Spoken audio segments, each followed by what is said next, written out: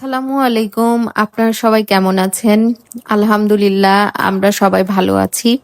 তো আজকে চলে আসছি আবারও আরেকটা ভিডিও নিয়ে। তো আমি প্রতিদিনই কিন্তু এই খাবারের ভিডিও দিতে ভালোবাসি। আপনারাও অবশ্যই দেখতে ভালোবাসেন।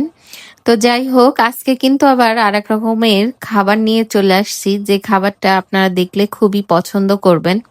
তবে কি, আজকে সকালে একরকম খাবার-দাবার খাইছি আর এখন খাচ্ছি আরেক রকম। যাই হোক, সকালের খাবারটা আসলে ভিডিও করা হয় নাই। তো যাই হোক, কিছু করার নাই। দুপুরের খাবারটাই ভিডিও করছি। তো দেখেন কি খাবারটা খাচ্ছি সেটা অবশ্যই দেখাবো। না দেখানোর কিছুই নেই। তো আমার খাবার-দাবার দেওয়া সব শেষ। এখন হচ্ছে দেখাবো যে কি রান্না করছি। তো এই যে রান্না করছি হচ্ছে আম মানে এই চামচ দেখাচ্ছি বলে আবার ভেবেন না যে আমি চামচ দিয়ে কাউকে মারতে চাচ্ছি। আমি চামচ দিয়ে হচ্ছে তরকারি তুলতে চাচ্ছি এবং জিজ্ঞেস করলাম চামচটা ধোয়া আছে কিনা। কারণ কি, আমি আবার সব পরিষ্কার জিনিস ইউজ করতে পছন্দ করি। দেখেন, এটা সবাই চেনেন এই তরকারিটা। এই তরকারিটা হচ্ছে পুঁই শাকের ফুল, বুঝছেন? যাকে বলে কি জানি পুঁই মেথি। ঠিক আছে? চিনেন কিনা আবার অনেকে বলবেন যে আপনি কি নাম বললেন, পুঁই মেথি, এটা আবার কোন দেশের কোন এলাকার ভাষা? ভাই, এটা কোনো এলাকার ভাষা না, এইটাই আসলে রিয়েল নাম। পুঁইয়ের ফুল, ঠিক আছে? পুঁই শাকের ফল। তো যাই হোক, মানে পুঁই ফল।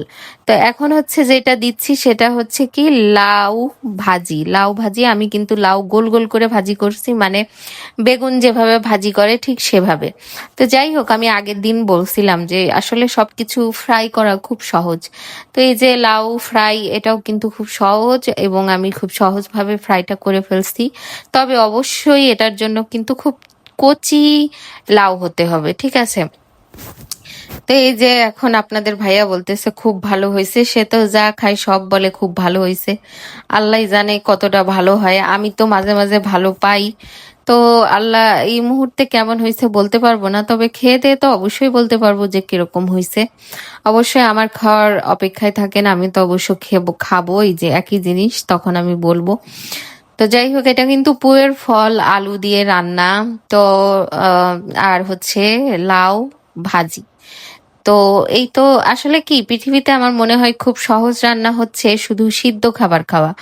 কিন্তু কয়জনে আছে যে শুধু সিদ্ধ করে খাইতে পারে? যদি খাইতে পারতো বাংলাদেশের লোকজন, তাহলে কতই না সহজ হতো খাওয়া দাওয়া, তাই না? সব জিনিস পানি দিয়ে সিদ্ধ করে মানে খেয়ে ফেলা খুব কোনো বিষয়ই ছিল না, তাই না?